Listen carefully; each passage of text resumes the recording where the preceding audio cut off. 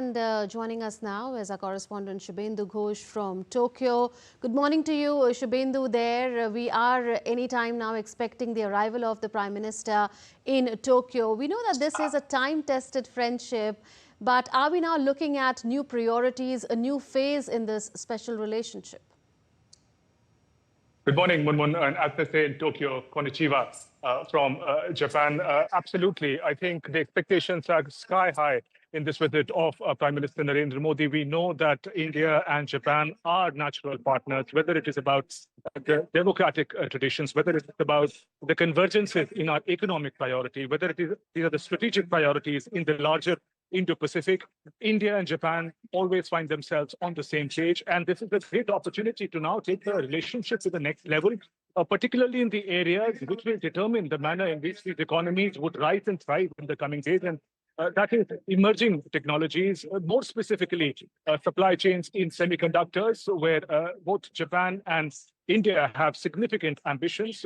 We know the Japanese technology and the combination of Indian talent, skilled workers, manufacturing capabilities together can work wonders in finding alternatives to global supply chains in semiconductors. So that is going to be one key point, but also people-to-people connect, the civilizational connect that we talk about between India and Japan. We'll see that also evolving into Indian skilled workers finding an opportunity, greater opportunity in Japan in a manner that the demographic realities that the two countries face. In Japan, for example, the aging population, those can be addressed by both countries working together. One more.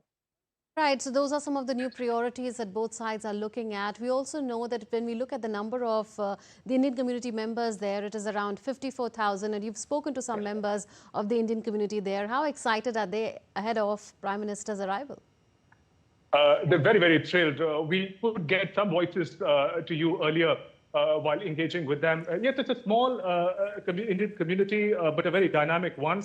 And that also is, in many ways, the focus as far as people-to-people connect is concerned. The people that we spoke to, they talk about how wonderful it was for them to, many of them have settled down in Japan, for them to have that cultural connect, even though there's a difference in language, the cultural connect, the warmth that people of Japan and India have for one another, that makes a huge difference. But coming to the point of the road ahead, vis-a-vis people-to-people connect and the diaspora, expectations are high that perhaps more Indian students could, in fact, make Japan their home in the manner they could get skilled, they could get their jobs. There are greater opportunities. There are about 1,500 students who study in Japan, which is significantly a small number, given that about 1.5 million students, Indian students, actually study abroad in different parts of the world. And given the good ties with, great ties with Japan, the numbers could be higher. So when the leaders meet, these issues that bring the peoples of the two countries closer together, it's also going to be in focus. And that is one aspect that the diaspora here is particularly enthusiastic about. And they spoke about the manner in which the Japanese culture, the Japanese people particularly have been very, very warm and supportive while they found a new home away from home. Right, Shubhendu, also in the regional context, how would you characterize this visit, considering that India and Japan are natural partners, as you said, in this Indo-Pacific region? We've seen in the last 25 years, particularly, that this relationship has only elevated from one level to another. It's moved from strength to strength. But these are also times when India's relationship with China, say, has improved after a phase of significant strain. How would you look at this relationship in the regional context, considering that India will also be hosting the Quad Summit next year? That's right, Munmun. But to acknowledge the geopolitical realities of the time, this is a complex time, especially the manner in which the US president has postured with the tariffs.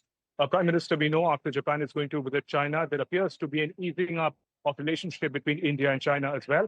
But that doesn't impact the close ties in that sense that India and Japan share, the close strategic partners, their defense exercises, the largest strategic partner in the Quad grouping, those remain because the convergences in the larger interest of the Indo-Pacific, keeping it open, keeping it secure, keeping it prosperous is a common priority for both the countries. And in that sense, bilaterally, in the larger Quad grouping, these countries continue to work together. And the relationship that India is sort of looking at vis-a-vis China, vis-a-vis the United States are in no manner, the experts here say, is going to impact the direct relationship between India and Japan. But yes, this is a period of complex geopolitical changes.